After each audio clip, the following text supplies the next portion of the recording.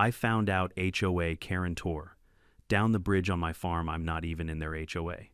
That's a sentence I never thought I'd say out loud, until the morning I stepped outside with a cup of coffee and noticed something was terribly wrong. My wooden footbridge, the one I built myself years ago so I could cross the creek and reach the back pasture, was gone. Not collapsed by weather, not worn down by time, but chainsawed into splinters and dumped in the water like someone had executed it.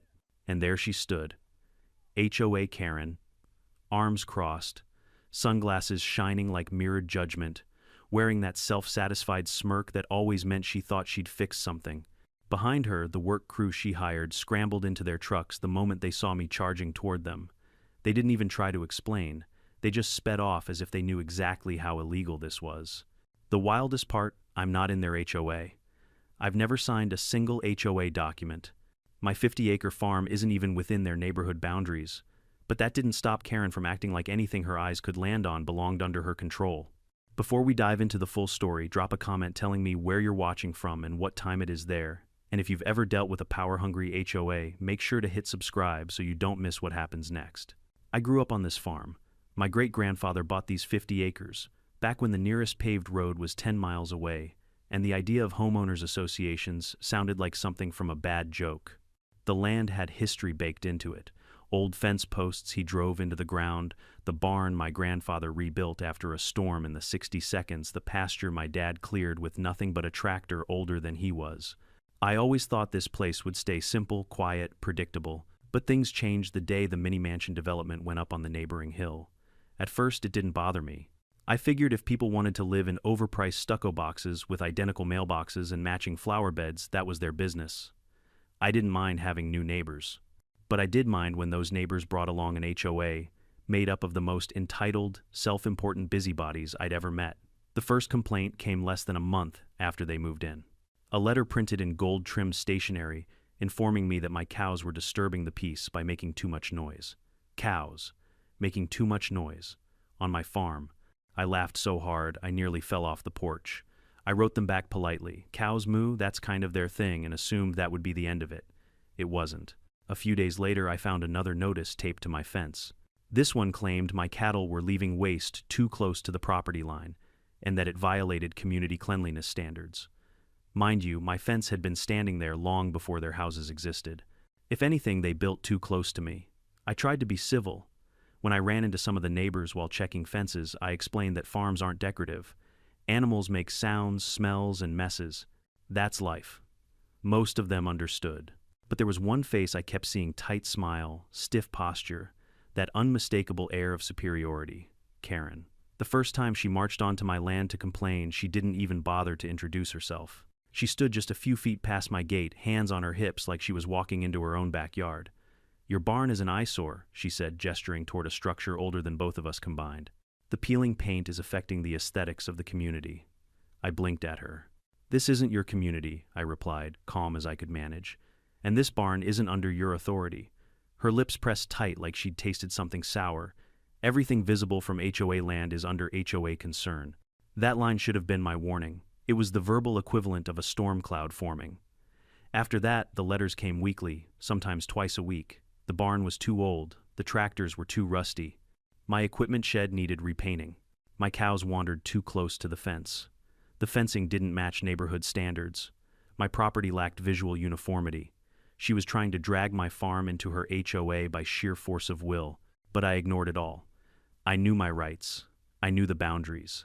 And I knew her authority ended where my fence began. Then they found the bridge. The footbridge wasn't pretty, I'll admit that. It was built from rough timber, a weekend project with my dad before he passed. It crossed the creek that ran along the border of my land and made it easier to reach the back pasture. Over the years, it had weathered sun-bleached planks, a few rusty bolts, the kind of character you can't fake. To me, it was a memory. To Karen, it was an unsightly structure posing a safety hazard and disrupting the premium ambiance of the neighborhood. Her words, not mine. I still remember the day she walked right up to the creek dressed in a bright pink blazer like she was allergic to subtlety and stared at the bridge like it offended her personally. "This will need to be removed," she said. I laughed. "This isn't a suggestion." She narrowed her eyes. "No, it's a directive. A directive from who? The HOA. I'm not in your HOA. Anything viewed from HOA property falls under HOA regulation. There it was again. That magical rule she invented. The "if we can see it, we own it" doctrine. I told her plainly, this bridge is staying. She didn't raise her voice. She didn't argue. She just gave me this cold, satisfied little smile that said she wasn't done yet. Things got strange after that. A week before the destruction, I noticed people walking near the creek, strangers not from town. One had a vest with reflective strips like a contractor. Another carried a clipboard. They stood around my bridge, pointing, whispering, taking photos. The next day, a couple of HOA board members stood on their balconies with binoculars aimed toward my land, not even pretending to hide it. Then came the final letter, bold red text across the top. Final notice regarding unsafe structure. It demanded immediate removal of the bridge, citing public danger, visual disruption, and my personal favorite, non-compliance with neighborhood design cohesion. I didn't bother responding. Now, looking back, I should have known something was coming. Karen wasn't the type to back down when her ego was bruised. But even then, I never imagined she'd go as far as what she did. The night before the incident, the farm felt different, quiet in a way that wasn't natural.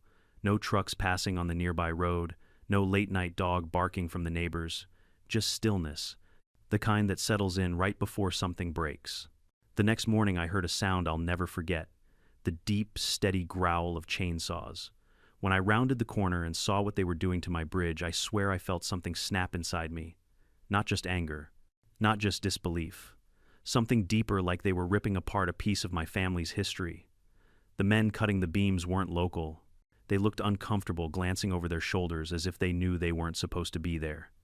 And then there was Karen, standing on the bank with her arms crossed, tapping her foot with this look of triumph, like she was finally enforcing some cosmic order she believed I had violated. When she saw me charging down the path, her expression didn't change. If anything, she smiled wider. "Good morning," she said, as if nothing unusual was happening behind her. "What do you think you're doing?" I demanded. "Removing an unauthorized structure," she replied calmly. "For the safety of the community. This is my land, my bridge. You're trespassing." "It was visible from HOA property," she said, shrugging. "So it fell under our standards." I pulled out my phone. "I'm calling the sheriff." She tilted her head. "Go ahead." But the moment the workers heard the words sheriff, they panicked. They shut off the saws, scooped up their tools, jumped into their trucks, and tore out of there, nearly sideswiping each other in the rush. Karen didn't chase them. She didn't call out. She just watched them leave, then turned back to me with an expression somewhere between annoyance and confidence. "You're making this harder than it needs to be," she said. But the damage was done. My bridge, my memory, lay in pieces in the water. And at that moment, all the annoyance, frustration, and restraint I'd given her over the months hardened into one very clear decision: Karen had crossed the line. And this time I was going to make damn sure she regretted it. I stood there for a long moment, staring at the wreckage in the creek like I was looking at a body. The water pushed through broken boards, swirling around splinters and twisted bolts. It wouldn't stop rushing, even though everything else around me suddenly felt frozen silent, except for the churn of anger building in my chest. Karen didn't move. She just shifted her weight like she was waiting for me to finish whatever emotional moment she assumed I'd have so she could deliver another HOA lecture. But even she must have sensed something in the way I looked at her, because she finally stepped back a few feet. "You're being unreasonable," she said, brushing imaginary dust off her sleeve. "You knew this structure violated community standards. There is no community here, except the one in your head," I said, voice low. "You broke the law." "You'll thank me one day," she replied, absolutely serious. That bridge was dangerous. I stared at her, trying to process the level of delusion it took to vandalize someone's property and then expect gratitude for it. My hands were shaking, not out of fear, but the kind of controlled fury that makes you speak slower, calmer, more precise. "Get off my land," I said. Her expression twitched just slightly. The smile slipped, replaced by something cold and challenging.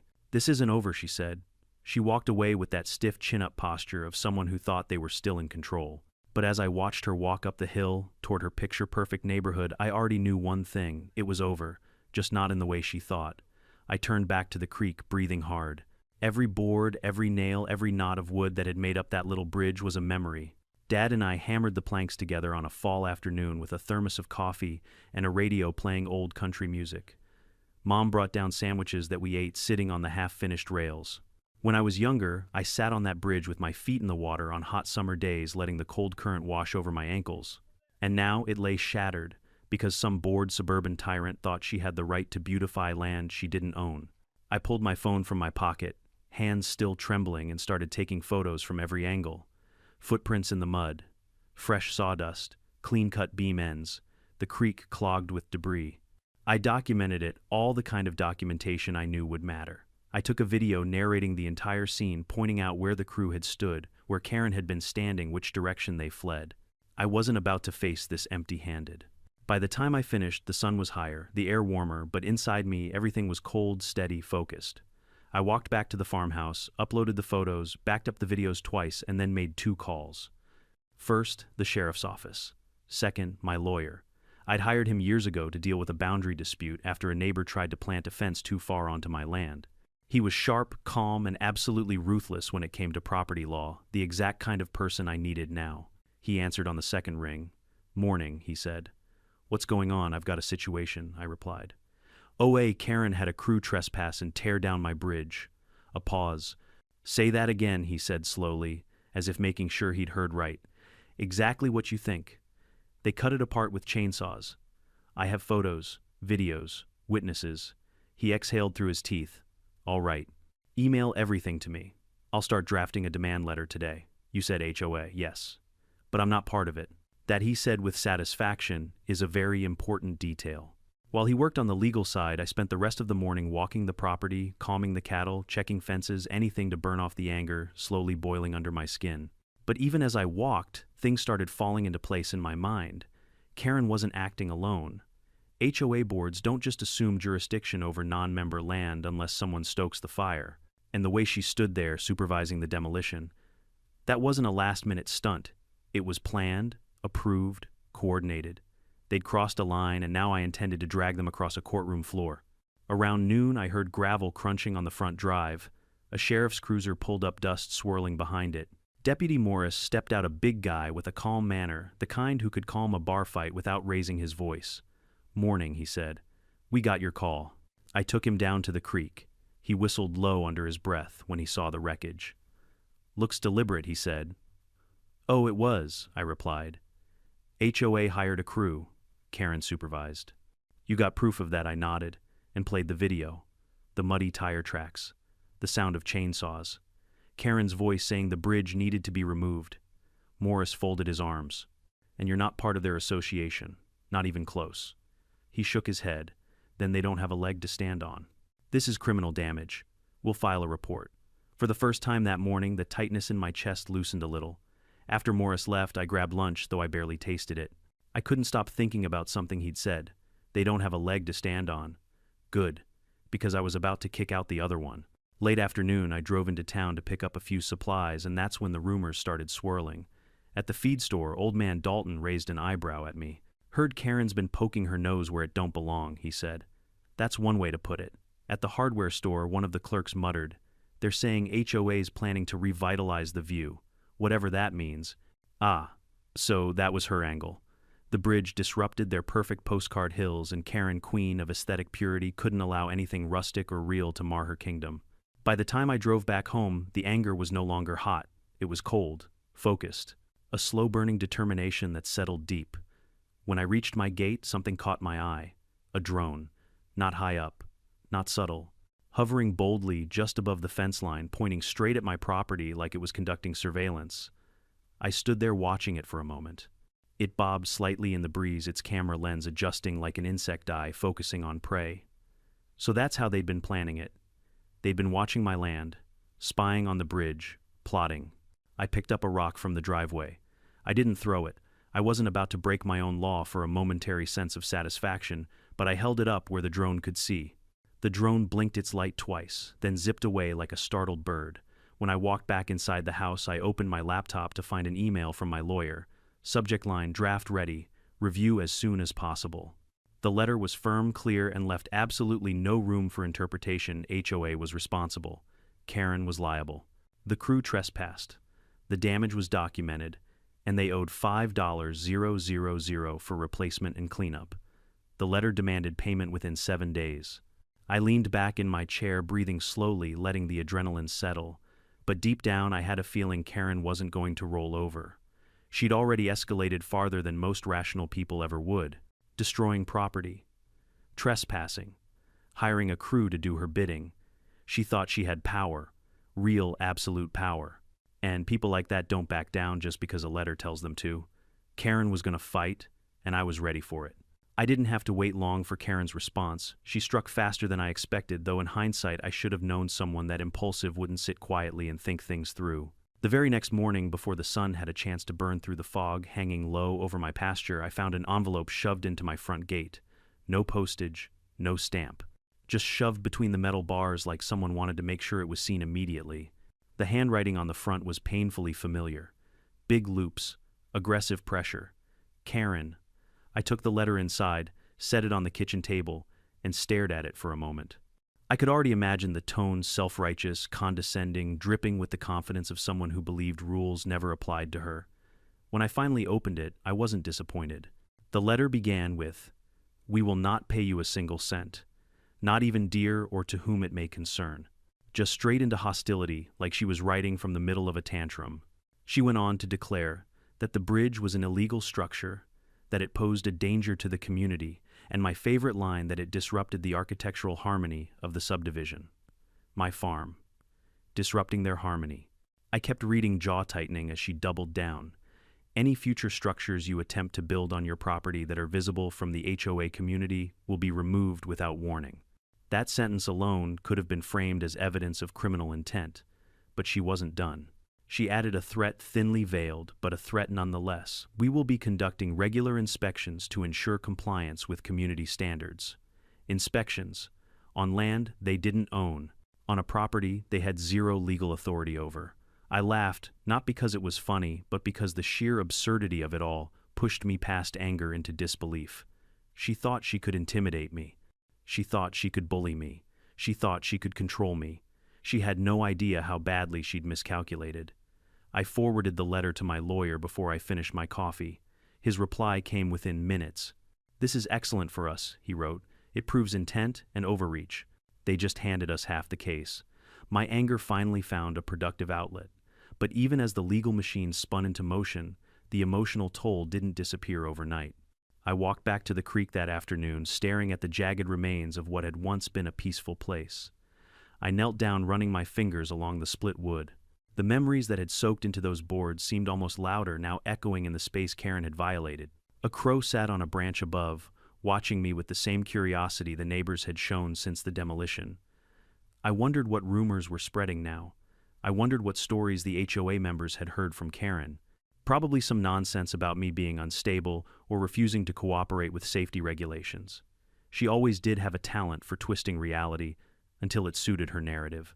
As I walked back up the hill, something glinted in the grass near the fence line. I bent down and picked it up, a small metal badge, the kind contractors wear on their belts. It had a company name stamped on the back. A real lead. I called them immediately. "Are you the folks who sent a crew out near Oak Crest subdivision yesterday?" I asked. Silence on the other end. "Sir, we aren't supposed to discuss client jobs." "Well, I said your crew trespassed, destroyed private property, then fled like thieves when law enforcement was mentioned. So I suggest you either tell me what you know, or I hand this badge directly to the sheriff." More silence. A long one.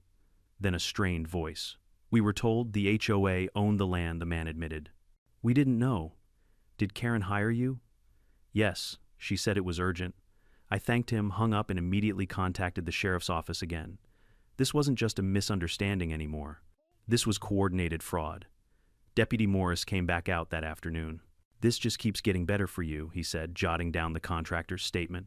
"She lied to them, claimed ownership. That's another charge." I watched him file the report, my mood lifting, not out of pettiness, but out of justice. Real justice. For once, someone in authority was seeing what I already knew. Karen wasn't just an annoyance. She was dangerous. That evening, the sun had barely dipped below the horizon before my phone buzzed.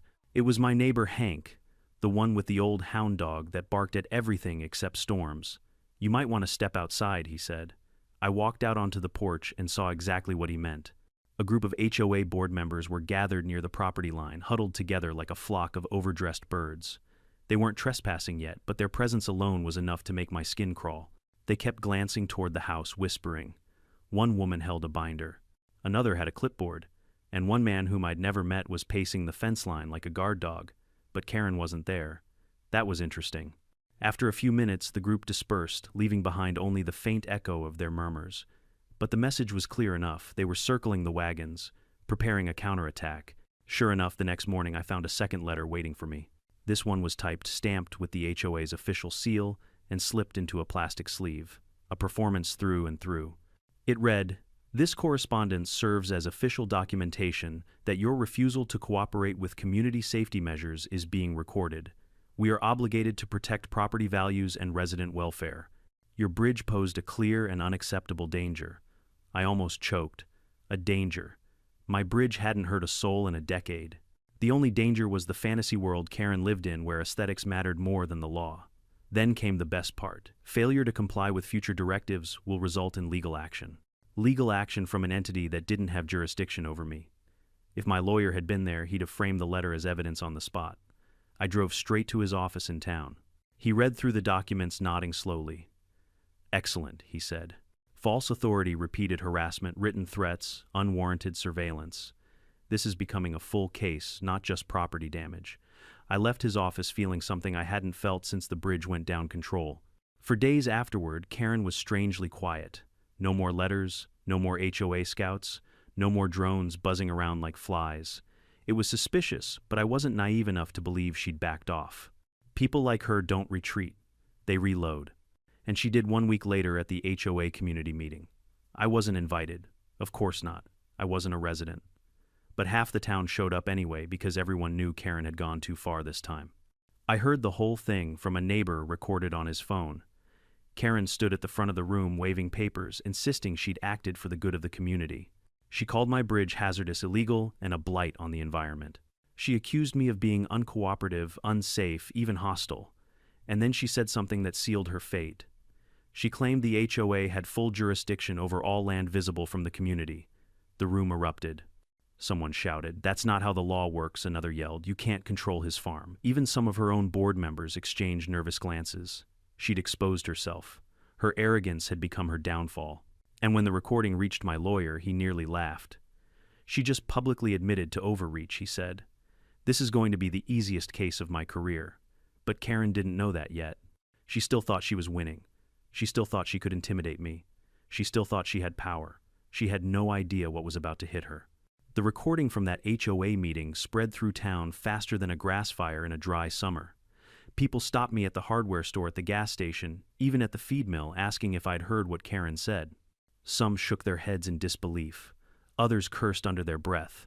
A few laughed because it was so far beyond anything reasonable that you either had to laugh or lose your mind. But the truth was, I wasn't laughing. Not yet. Because I knew people like her didn't collapse cleanly. They flailed. They dragged everyone around them down in a spiral before finally burning out. And I had a sinking feeling she was about to make this situation even uglier before it got better. My lawyer, however, was practically energized.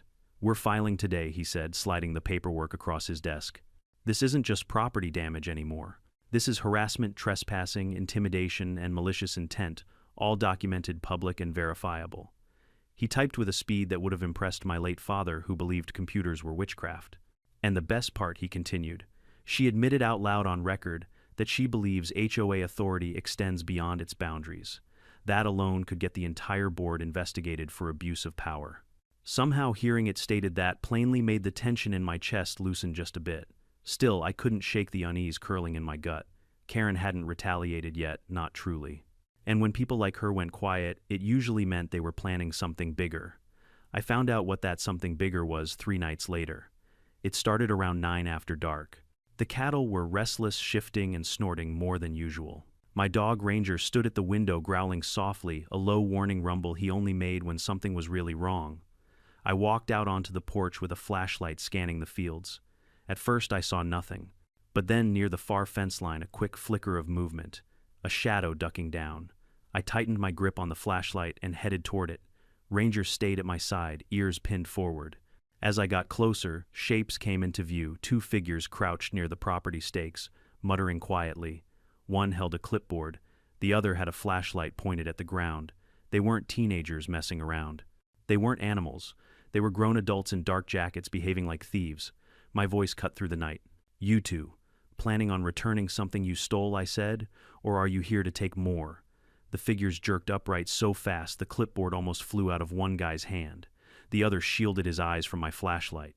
"Yes, sir," one stammered. We're conducting an inspection," Ranger growled. "An inspection for what I asked," stepping closer. "Trespassing." "No, sir, the HOA." "Stop right there," I snapped. "This land isn't HOA territory. You know that, I know that. And your president knows it too." The man with the clipboard swallowed hard. Sweat glistened on his forehead despite the cold night air. "We're just following orders," he murmured. "Karen's orders, of course." "Turn around," I said, "and walk back to where you came from before I call the sheriff again." They didn't argue. They just scurried off into the darkness, stumbling over themselves as though afraid I might actually let Ranger chase them out. I stood there for a long moment after they left, staring out over my fields. The moonlight painted everything silver serene, untouched exactly how I wanted it, but in my chest unease twisted again. Karen wasn't backing down. The next morning proved that. At dawn, I found a new letter shoved under my windshield wiper. The envelope was crumpled like it had been held too tightly. I opened it carefully, expecting another rant, but this one was different. Short, sharp, threatening. "You will regret escalating this," it read. "You have no idea who you're dealing with." That was it. No signature, no stamp, no reason. Just pure arrogance dripping off the page. My lawyer laughed when he saw it. "She's panicking," he said. "This kind of behavior tells me she knows she's losing." But panic wasn't what worried me. Desperation was. Desperate people make reckless choices, and Karen was about to prove that. The next day I stopped by the local diner for lunch. The place was buzzing, not the regular lunchtime chatter, but whispers. Curious glances. A few people shifting in their booths when I walked by. I took a seat at the counter and the waitress Millie leaned close. "You hear the news," she whispered. "What news?" Karen filed. "An injunction." I nearly dropped my fork. "An injunction against me." Millie nodded. "Filed it this morning. Claims you're building dangerous structures. Says you threaten the community." And she lowered her voice. "She claims you harassed her workers." I almost laughed, but it came out more like a scoff. "She's grasping at straws," I said. "Yeah," Millie agreed. "But she's waving those straws like they're a sword." My lawyer confirmed it that afternoon. "She filed it with no evidence," he said. "Just accusations and vague statements. It won't hold up. But it does show a pattern of retaliation which strengthens your case." Karen had no idea she was making things worse for herself with every action. But the real turning point came a week later when the official court summons arrived. Not for me, for the HOA. The judge had reviewed our filings, the footage, the audio recordings, and Karen's written threats. And she issued a notice of hearing requiring the HOA to appear in court to answer for property destruction, trespassing, and harassment. It was time for the showdown. The courthouse wasn't big, just a brick building with squeaky doors and a lobby that smelled faintly of old paper and floor cleaner. But that day it felt like the center of the universe. Karen arrived dressed like she was attending a gala, bright pink blazer, pearl necklace, heels clicking like gunshots on the tile floor. She didn't look at me, didn't acknowledge the small crowd of onlookers. She just marched to her seat with her head high, as if the world still bent to her will. The rest of the HOA board looked miserable. Some avoided eye contact. One man had the posture of someone heading for a firing squad. My lawyer sat beside me, flipping through his notes. Calm, confident. "You ready?" he asked. "I've been ready since the day she cut down my bridge." When the judge entered the room, quieted instantly. She was an older woman with sharp eyes and a voice that cut through the air like a knife. After the formalities, she invited my lawyer to speak first. He laid out everything: the history of the farm, the photos, the video, the contractor's statement, the letters Karen had written, every arrogant word, every threat, every fabrication. When he played the recording from the HOA meeting, the entire courtroom turned toward Karen. Her face flushed, her mouth tightened, but she didn't speak. Then it was her turn.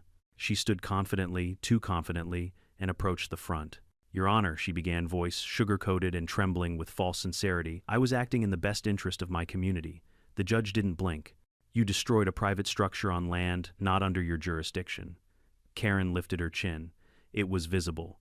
And therefore, the judge cut her off sharply. "Visibility does not equal ownership or authority, Miss Harris. Please explain why you believed you had the right to demolish something outside HOA boundaries." Karen faltered. She opened her mouth, closed it, opened it again. Words refused to form. Her confidence cracked. And in that moment, supported by a mountain of evidence and a community of witnesses, everything she'd built, her authority, her reputation, her fabricated power, began to crumble in front of everyone. The judge leaned forward. "Miss Harris, this court needs the truth. Not assumptions, not invented rules. Why did you order the destruction of your neighbor's bridge?" Karen swallowed. Then, in a shaky voice dripping with anger, she snapped, "Because it was ugly." A collective gasp rippled through the room.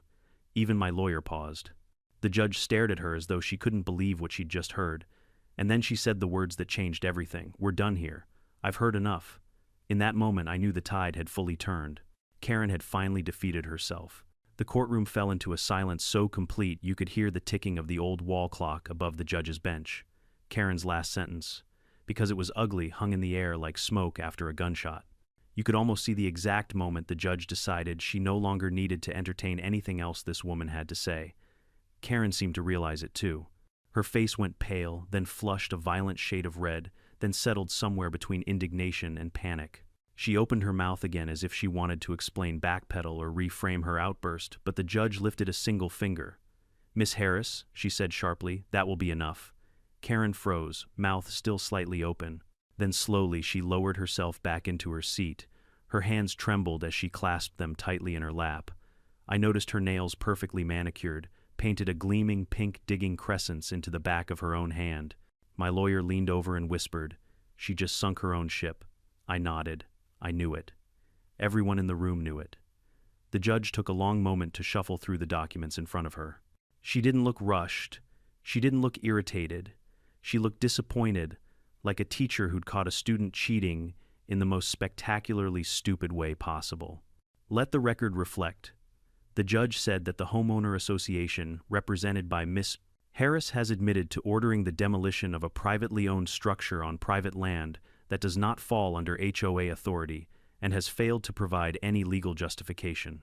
Furthermore, their written communications, she tapped the pile of letters my lawyer submitted, show a pattern of harassment and an assumption of jurisdiction where none exists. A murmur spread through the room. Even those who came in undecided seemed to lean back in their seats satisfied. Justice was unfolding piece by piece. Karen shifted in her chair. She tugged on her blazer sleeve, smoothing fabric that didn't need smoothing. Her leg bounced uncontrollably under the table, a nervous tic she couldn't hide anymore. The judge's eyes narrowed slightly as she shifted her attention to the HOA board members seated behind Karen. Some of them looked like they wanted to sink through the floor tiles. One man wiped sweat from his brow with a shaking hand. Before pronouncing judgment, the judge asked a final question. "Is anyone on the board prepared to justify these decisions, to confirm whether Ms. Harris acted with board approval?" The silence was so profound it felt staged. Finally, one man, the one who'd been pacing my fence line a week earlier, slowly stood up. His voice wavered. "Your Honor, the board, we didn't authorize this. We were told the bridge was on HOA land." He swallowed. "We trusted her." Karen snapped her head toward him. "What are you doing?" she hissed. But it was too late. Another board member stood, then another. Each one echoed the same sentiment they believed Karen when she'd said my land somehow fell under their jurisdiction. They took her at her word. They didn't bother to check maps or boundaries because Karen always presented herself as the unquestionable authority. Then one of the women stepped forward, mid-50s, tidy hair posture, stiff with anxiety. "Your Honor," she said quietly, "we were given a map, one that showed his fence inside our boundary line." Karen said he'd moved it. My lawyer raised an eyebrow at me, then at the judge. The judge frowned. "A map, provided by Miss Harris." The woman nodded.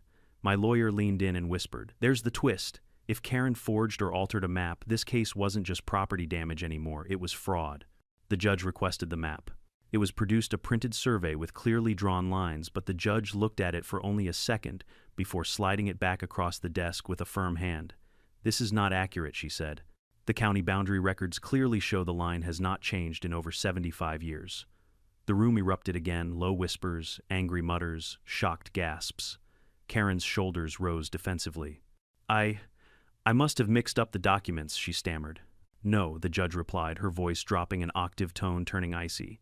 "You misrepresented legal boundaries to your board to justify destroying private property. That is not a mistake. That is deception." Karen's jaw fell open. Her eyes darted around the room as if searching for anyone to help her. But the board members had already shifted away from her. No one wanted to be within her blast radius. The judge took another long pause before delivering her ruling. This court finds in favor of the plaintiff on all counts.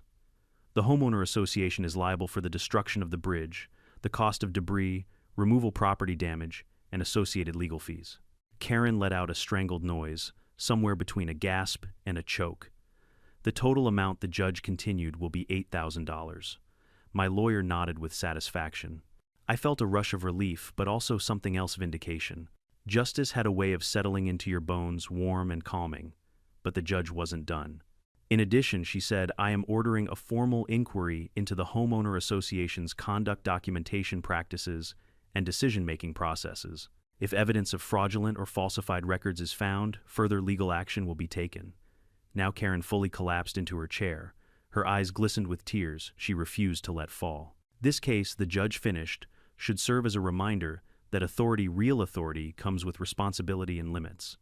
No organization, no matter how confident in its policies, may extend its reach beyond lawful boundaries. She slammed her gavel down. Case closed. But not finished, not for Karen. As people began to file out of the courtroom, I stayed seated. I didn't want to gloat. I didn't want to parade my victory. I just wanted a moment to breathe. Karen didn't give me one. She approached heels, clicking sharply, shoulders tight. You ruined everything, she hissed under her breath, low enough that only I and my lawyer could hear. I met her gaze. You did that yourself. This isn't over, she whispered through clenched teeth. You've humiliated me. My lawyer stepped forward. Miss Harris, you may want to be careful. Anything you say now could become part of the inquiry. Her eyes flicked to him, full of venom. Then she spun on her heel and stormed out of the courtroom. Her board members didn't follow her. They stayed behind, thanking the judge, apologizing to me, trying to salvage whatever dignity they had left. Outside the courthouse, the sunlight felt different, brighter, lighter, almost celebratory. As I stepped down the stairs, neighbors patted my shoulder, shook my hand, told me they were glad someone finally stood up to her. But the real closure came later that evening. I was back home sitting on the front porch with Ranger at my feet when I saw a group of people walking up the driveway. At first I tensed, more HOA trouble, but as they got closer I recognized them. A few of the board members, the ones who'd confessed in court. They stopped at the porch steps. We came to apologize, one woman said. We should have checked. We shouldn't have trusted her blindly. I nodded. Thank you. The man beside her held up a folded paper. This is the official statement from the HOA, he said. We're removing Karen from the presidency effective immediately, and we're requesting county oversight. Another woman stepped forward. And we want to help rebuild your bridge. That caught me off guard. You don't have to, I said. We know, she replied softly. But we want to. And for the first time since the bridge was destroyed, something in me unclenched. Maybe not all of them were villains. Maybe some of them had just been misled. They left quietly, with humble goodbyes. I watched them walk away, then looked out toward the creek, still a mess of broken planks and muddy water, but now it felt less like a wound and more like a project waiting to be restored. Karen had set out to break something. Instead, she'd built something she never intended, a community that finally stood up to her. In the days following the court hearing, the atmosphere around the farm shifted in ways I didn't expect. Where tension and hostility had once seeped from the neighboring subdivision like runoff after a storm, now there was something steadier, quieter, almost apologetic. People waved instead of glaring. A few even slowed their cars to shout a polite hello when driving past my gate. Word had spread fast. Not just about the ruling, but about the inquiry, something that had the HOA board scrambling and the community buzzing with questions. People had begun whispering about where their dues were really going, what else Karen might have forged or reinterpreted, and how long she'd been bending rules behind the scenes. For once, all that scrutiny wasn't aimed at me. But I wasn't naive. I knew better than to think everything was suddenly solved. Justice might have landed its blow in court, but the ripple effects were still spreading, and some of those ripples were hitting Karen harder than I imagined. 2 days after the case closed, I saw her for the first time since our confrontation. I'd gone into town early to pick up lumber and supplies, my mind already turning to the task of rebuilding the bridge, when I caught a glimpse of someone familiar stepping out of the post office. Even before she turned, I recognized the posture, the way she clutched her binder like it was a shield, the tilt of her chin, that desperate attempt at poise that just didn't hold anymore. Karen. But she wasn't dressed in her usual perfection. Her blazer was wrinkled, Her hair was pulled back in a messy knot, and her steps lacked the sharp confidence she once weaponized against half the county. For a moment, neither of us moved. Then she spotted me. Her jaw tightened and she stiffened as if preparing for a collision that hadn't happened yet. She turned sharply and walked the other way, nearly tripping over the curb as she hurried to her car. I didn't follow. I didn't shout after her. I didn't feel the urge to rub in her defeat. Seeing her like that small, shaken strip of the inflated authority she clung to was victory enough. On my way back to the farm, I thought about something my dad used to say. Some people only understand boundaries when they run face first into them. Karen had hit hers at full speed. When I pulled into my driveway, I noticed 3 pickup trucks along the fence line. For a split second, my muscles tensed, old instincts kicking in after weeks of harassment, but then I recognized the men standing near the creek. Hank, Tom from the hardware store, and Charlie, a retired engineer who lived 2 miles down the road. They waved when they saw me. "You didn't think we were going to let you rebuild this thing alone, did you?" Charlie called out. "Looks like we beat you to the planning stage," Hank added, patting a rolled-up blueprint. I blinked, stunned for a moment. "You're here to help, all of you, hell yes," Tom said with a chuckle. "Karen messed with the wrong farmer. If we can help put things right, we will." I felt a warmth in my chest that hadn't been there in weeks. Not anger, not relief. Something better, like a knot loosening after being pulled too tight for too long. We spent the next couple of hours going over ideas. The original bridge had been simple, functional, but the new one, these guys had visions. Charlie spread out his blueprint over the hood of Hank's truck. I was thinking reinforced beams, cedar planks, a slight arch, something sturdy enough to last another 100 years. "Maybe add some seating along the side," Hank said. "Make it a place to sit and look at the water. Could run some lighting too," Tom added. "Nothing fancy. Solar maybe." I listened as they talked, my heart unexpectedly full. This wasn't just about repairing damage anymore. They wanted to build something meaningful, something better, something that reclaimed what Karen tried to tear down. As we worked, the board members from the HOA started trickling by one. They didn't approach. They didn't interfere. They simply watched from their side of the property line, quiet and contemplative. Some looked ashamed, others looked relieved. A few waved hesitantly. It was a strange reversal from the way things had been only weeks before. By late afternoon, we had the foundation frame measured out, stakes placed, and the materials list finalized. The sun cast long shadows across the creek, turning the broken remains of the old bridge into silhouettes that felt less like scars and more like the early stages of rebuilding. As the men packed up to leave, Hank clapped me on the shoulder. "She might have knocked it down," he said, "but look how many folks are standing with you now. That's something she can never take." He was right. Karen's destruction had accidentally built connections I didn't even realize were possible. That night after dinner, I walked down to the creek alone. The grass was cool beneath my boots, and the air held that crisp edge that comes just before fall truly settles in. The moon cast a silver glow across the water, reflecting off the shattered planks still scattered along the bank. I stood there for a long moment, listening to the rush of the creek. Then I knelt and began picking up the pieces, one by one. Some of the boards were too splintered to salvage, but a few were still intact, weathered, worn, but solid. I stacked them carefully on the bank. Something told me they deserved a second life, maybe as a bench, maybe as part of the railing, maybe something else. But they weren't going to rot where they fell. They mattered, just like the memories tied to them. As I worked, a soft crunch of gravel behind me caught my attention. I turned, and there, standing with her arms folded and posture stiff as iron, was one of the HOA board members. Not Karen. A different woman, tall, composed, with graying hair tucked behind her ears. "Evening," she said quietly. "Evening." She stepped closer, but stayed on her side of the boundary line. I wanted to say, "Thank you." I raised an eyebrow. "For what?" "For handling everything the way you did," she replied. "Karen, she made us believe things that weren't true. A lot of us trusted her blindly. That won't happen again." I studied her expression. It wasn't defensive. It wasn't offering excuses. It was remorse and resolve. "I appreciate that," I said after a moment. "Truly." She nodded once. "We'll be cooperating fully with the inquiry, and whatever the court needs, we'll provide. But personally," she hesitated, "I hope someday you can forgive us." I didn't answer right away. Forgiveness wasn't something you rushed.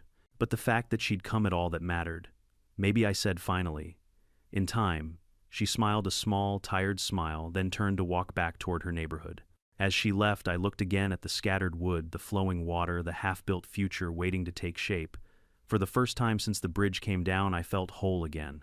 The next week we broke ground, real ground, not the figurative kind. Trucks rolled in, tools clattered. Men laughed and argued and hammered and measured. The rhythm of rebuilding filled the air. But the biggest surprise came 3 days into construction. A black SUV pulled up near the property line. The door opened, and Karen stepped out. My breath caught without my permission. She didn't walk toward me. She didn't yell. She didn't carry any folders or threats or printed letters. She just stood there, hands clasped tightly, staring at the new beams rising where the old bridge once stood. Then she turned and walked away without a word. It struck me then that she wasn't coming to fight. She was coming to say goodbye in the only way someone like her knew how. And maybe, just maybe, that was enough. The morning after Karen's silent visit, the farm felt different, not lighter exactly, but calmer, like the air itself had finally stopped bracing for confrontation. The sun rose over the pasture, casting warm gold across the half-finished structure spanning the creek. The new bridge stood proud even in its skeleton form, thick cedar beams, precisely measured supports, a frame that promised strength and permanence. Ranger trotted ahead of me as I walked down the slope, tail wagging lazily. He sniffed the lumber, circled the worksite, then flopped down in the grass with a satisfied grunt. Animals always knew when the danger had passed before the people did. By mid-morning, the crew, mostly neighbors and a few friends, showed up ready to work. Hank carried a thermos of coffee big enough to supply a small army. Tom brought a box of screws he'd liberated from the hardware store's overstock pile. Charlie had a level tucked under his arm, like a general carrying a sword. "Ready to make history?" Charlie asked. "Let's make it sturdier than any HOA complaint," I said. The laughter that followed was genuine, full-bodied, unforced, the kind that comes from people who've weathered the same storm and made it through together. We fell into an easy rhythm, measuring, sawing, drilling, leveling. The smell of fresh-cut cedar mixed with the earthy scent of the creek. Birds chattered overhead. The clack of hammers echoed through the trees like a heartbeat. Around noon we broke for a quick lunch, sandwiches Hank's wife had sent along, lemonade Tom's daughter had made. As we ate, the conversation drifted back to the HOA investigation. The county had officially opened an inquiry, and they'd already requested financial records from the past 5 years. I heard from my cousin Hank said between bites that Karen was funneling HOA dues into her personal beautification projects. Meaning what I asked. Meaning she bought a bunch of fancy landscaping plants and a custom mailbox imported from Italy. Tom snorted. Imagine losing your mind over a wooden bridge while ordering a $900 mailbox with vines carved into it. Seems fitting, I said. She always did care more about appearances than reality. Charlie shook his head. And now the board is left to clean up the mess she made. I didn't say it aloud, but part of me did pity them just a little. Not enough to forget what had happened, but enough to recognize they were people caught in the gravitational pull of someone else's ego. When you orbit someone like Karen long enough, it gets easy to mistake her narcissism for leadership. After lunch, we got back to work. With each board secured and each bolt tightened, the new bridge began to take shape not just as a replacement, but as an improvement, a symbol of resilience, community, and reclaiming what had been taken. Late in the afternoon, as the sun dipped low and shadows stretched long across the water, a small group approached from the subdivision. At first, I stiffened, wondering if this was the start of another confrontation, but as they drew closer, their expressions told a different story. It was several members of the HOA board, the same ones who'd spoken up in court. The woman with graying hair, the man who'd admitted to trusting Karen blindly, and another board member I recognized from the earlier meeting. They walked slowly, respectfully, stopping at the edge of my property. "Mind if we come closer?" the woman asked. I nodded. "Come on." They approached carefully, taking in the construction with visible emotion. "It's beautiful," she said quietly. "It will be," Charlie replied. "Give us another 2 days." The man stepped forward. "We came to tell you, the county's already uncovered discrepancies. Big ones. Karen was misusing funds. Not just a little, a lot." I exchanged looks with Hank and Tom. "What happens now?" I asked. "We're cooperating fully," the woman said. "We've called an emergency meeting to rewrite the bylaws, install oversight, and make sure nothing like this ever happens again." She swallowed, voice trembling slightly. "And we wanted to thank you for standing up, for pushing back. If you hadn't brought this to light, we might have kept trusting her, and things could have gotten worse." I nodded. "I don't hold the board responsible for what she did. She lied to all of us." Her eyes softened. That means a lot. They lingered for a moment longer, watching as we lined up the final beams of the day. Then before leaving, the woman extended her hand. Next time, she said, if anything feels off, come to us. We're trying to rebuild trust, literally and figuratively. I shook her hand. Fair enough. After they left, the evening settled in. The workers packed up, promising to return early the next morning.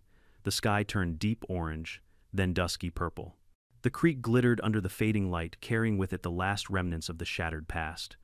When it was quiet again, I stood on the near-complete bridge, breathing in the humid scent of cedar and flowing water. The structure felt strong beneath my boots, solid, dependable, born out of destruction but built on community. I thought back to the day Karen had stood smugly on this bank, arms crossed, believing she had the power to erase what she didn't like. She'd believed authority meant domination. That control equaled ownership. That fear was the same as respect. She'd been wrong. Authority means responsibility. Control means stewardship. Respect must be earned. And fear. Fear destroys everything it touches, including the one who wields it. The next day, we finished the bridge. Neighbors gathered on both sides of the creek. Kids ran up and down the new planks, squealing at the echo of their footsteps. Someone brought a camera. Someone else brought hot dogs and a grill. It was the kind of spontaneous celebration small towns excel at, joyful, sincere, effortless. The woman from the HOA brought over a plant, a peace offering, she said with a sheepish smile. It was a sturdy little fern. I planted it near the base of the bridge. May this one, I joked, not require HOA approval. She laughed genuinely. As dusk settled, the solar lights along the railing flickered on soft, warm glows reflecting off the creek. It was beautiful. Not grand, not expensive, not polished to perfection, just right. Later, after everyone had left, I sat on one of the benches we'd built from the salvaged wood of the old bridge. It felt symbolic, past woven into present scars, transformed into strength. Ranger curled at my feet. Fireflies blinked in the grass. The night hummed with quiet satisfaction. I thought of my father, of the day we built the first bridge, of the stories he told and the lessons he tried to leave behind. Then I thought of Karen, her arrogance, her downfall, her silent retreat. I didn't hate her. That surprised me. I didn't even wish her worse than what she'd already brought upon herself. Her loss wasn't my victory. My victory was the bridge, my community, my peace, my land restored. Before heading back to the house, I walked the length of the bridge one last time, feeling the wood beneath my boots, listening to the steady murmur of the creek below. For the first time since the confrontation began, everything felt whole again, balanced, unshaken. And I realized something important. Sometimes a battle hurts more than the damage itself, but the rebuilding done right can heal more than the battle ever broke. If this story hit you the way it hit me, let me know in the comments. Tell me what you would have done if an HOA tried to pull something like this on your land. And if you faced anything similar, share it. Your story might help someone else stand up for themselves. Make sure to subscribe so you never miss the next HOA meltdown, courtroom twist, or satisfying revenge. There are plenty more stories coming, and trust me, you'll want to see how they end.